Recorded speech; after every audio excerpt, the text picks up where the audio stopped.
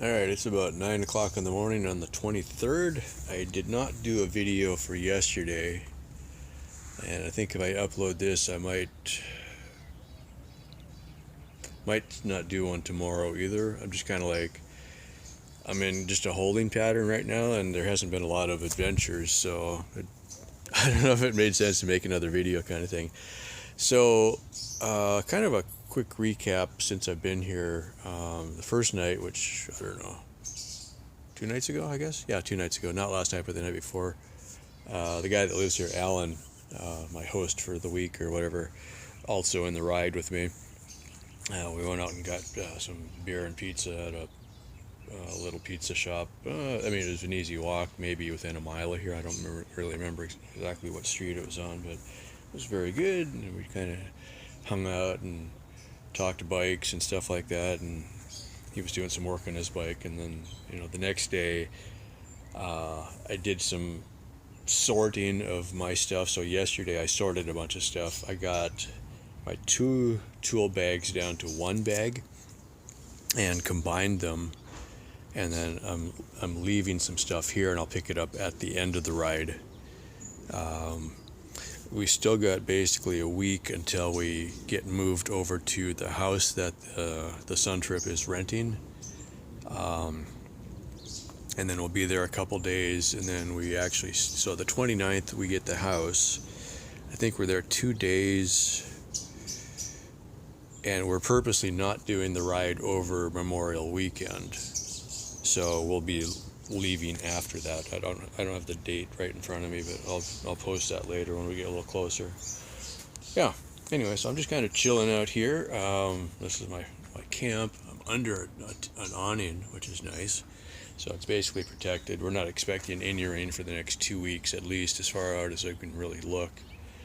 I'm still kind of contemplating, am I going to take the army cot? It's heavy, but I'm so used to sleeping on it. It's like, well, I could survive a week without it, basically, and then that actually might be a good idea. It's just that I'm going to be pushing really super hard for 5 days, and I'm like, do I want to compromise my sleep, for that? But on the flip side, if I reduce my weight, it'll be much easier, and so, yeah, it's a tough call. But the army cot does weigh a lot. I do have that little blue camping pad, which would be a lot lighter, so I'll still take the sleeping bag. I did laundry yesterday, and it's like, well, it's a week until we leave, and so I'll probably end up doing it one more time. Turned out there was a laundromat on this block on the opposite corner, so it's like, yeah, I realize, things are expensive here for people that live here, so I was like, I'm just not going to use Alan's washing machine. I was like, I have to use a lot of water. I've only taken 1 shower. That was this morning since I've been here, because, try to be a good guest and not use up everybody's supplies and stuff. It's a really nice, quiet neighborhood, but just because of the location, houses are incredibly expensive. I didn't ask what he paid for this one, but the house next to us, it had an open house yesterday. It's on the market for $1.3 million, right? And I was telling him, yeah, I live on 40 acres. I got it for $500 an acre. It's just like, it's a completely different world here. The houses are nice. Like this one is 100 years old, right? I'm not going to talk much about the house, but it's in really good condition, and it's 100 years old. It's got really neat character, all the old moldings and stuff like that.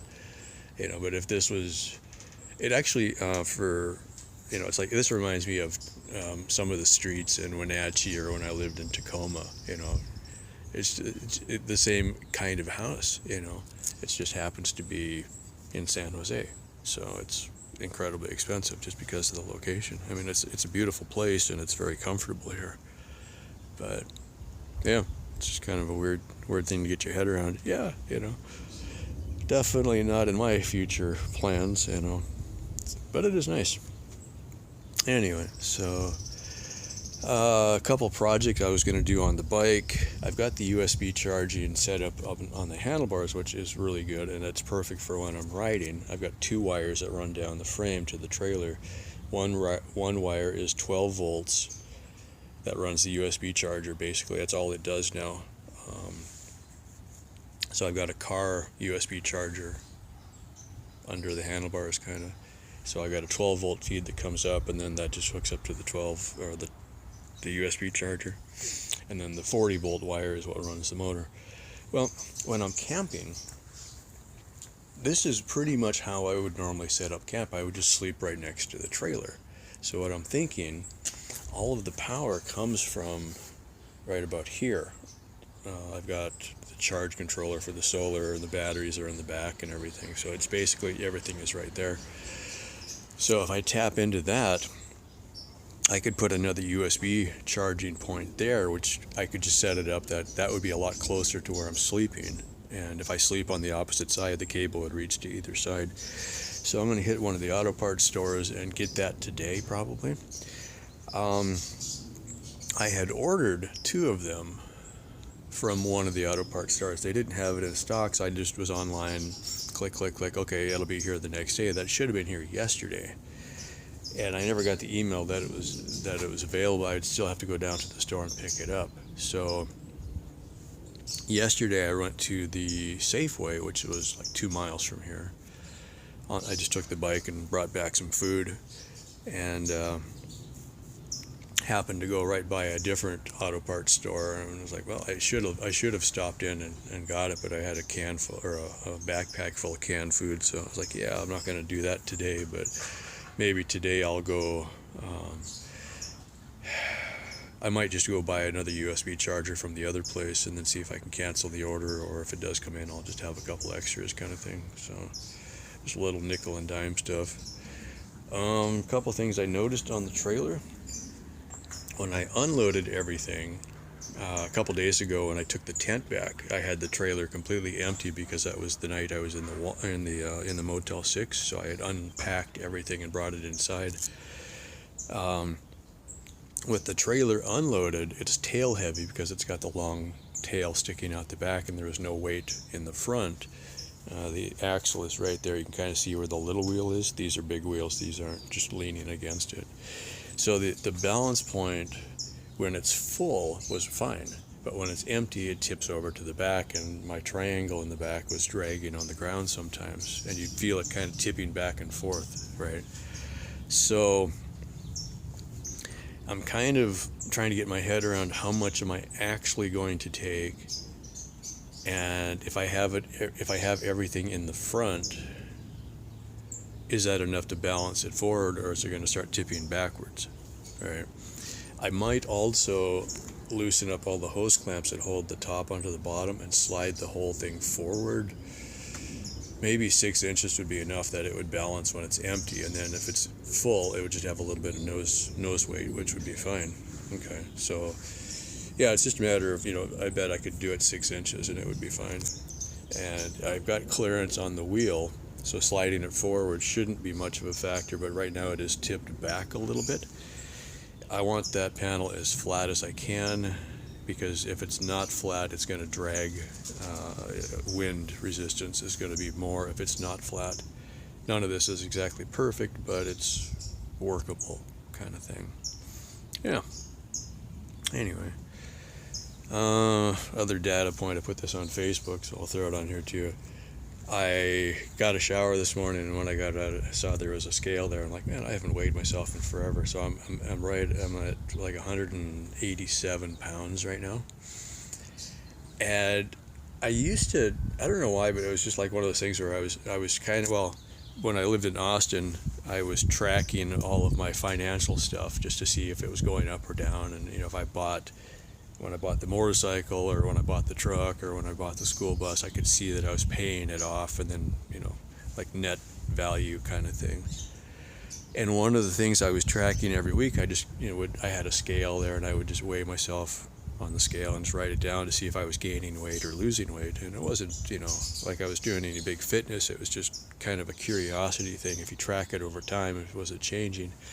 So I went back because I did it on Google Sheets, and so I could just access that on the phone. So I looked, and I'm like, okay, when I was in Austin, I was 225 pounds.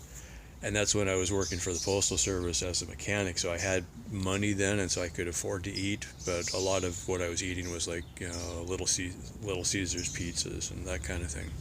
So not really eating good food, but I did have the money to eat a lot then. But that was 7 years ago, and the whole time I was out on the ranch, I didn't have a scale. That was one of the things I didn't bring, and I didn't really care if I had one or not, so it wasn't a big deal. And I don't know that I've weighed myself really in the last 5 or 6 or 7 years. So it's kind of, just an arbitrary data point. It's like, well, I'm 187 now, but I don't know what I weighed when I started the trip. So I have no idea if I'm probably losing weight still. My mom has commented that in the pictures it looks like my face is losing weight, so that's probably true, although I'm also getting a lot of sun, and so I look different. Anyway, so probably not gaining weight. Now, my legs have always been pretty strong. I mean, I think I'm at a point where bicycling long distances, I'm not going to build a huge amount of muscle mass because it's more like endurance. If you look at like a marathon runner, they're pretty lean typically, especially if they only run, if they're not swimming, or like Ironman, you do build more upper body strength.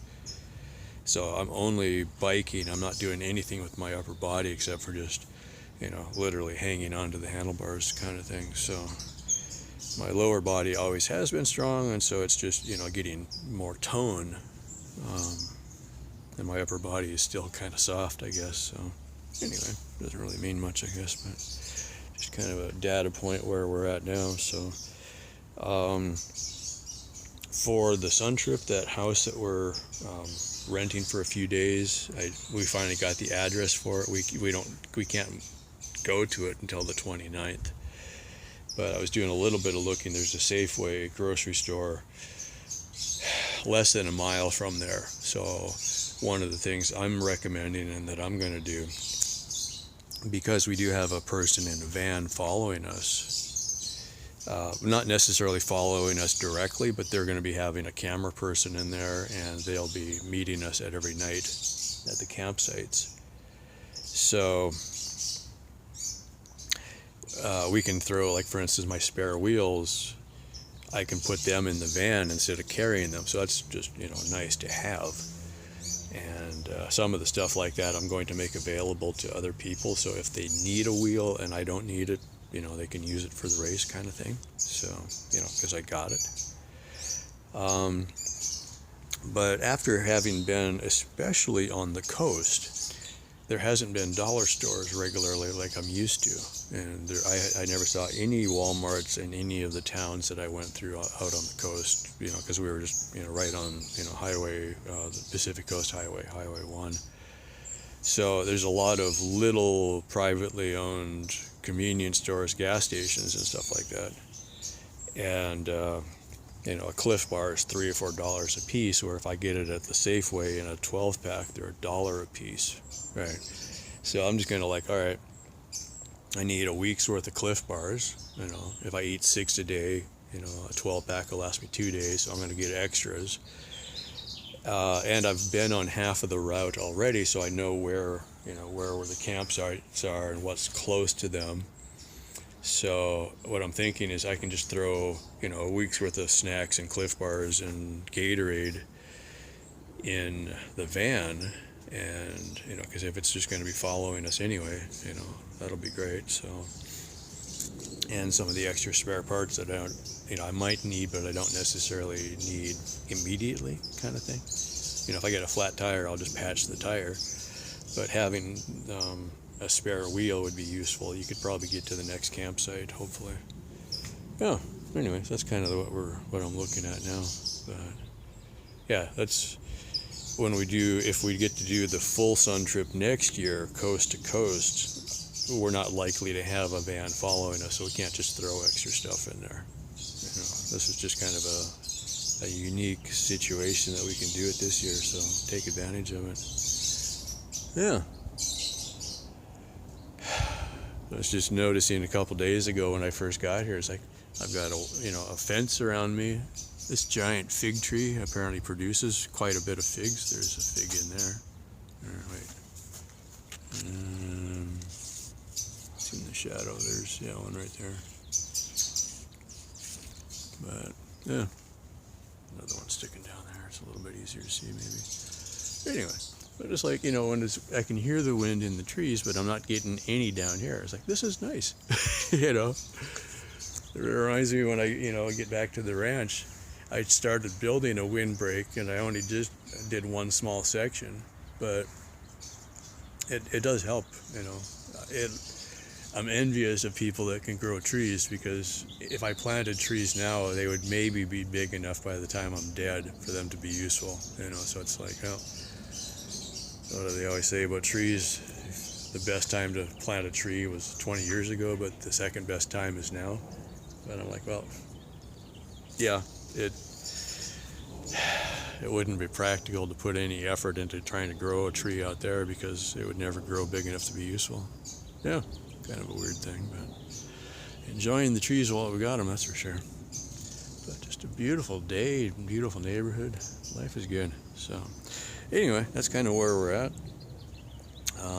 A lot of my time so far has just been hanging out here. I was catching up on some stuff on the phone that I had been putting off, so just little stuff like that.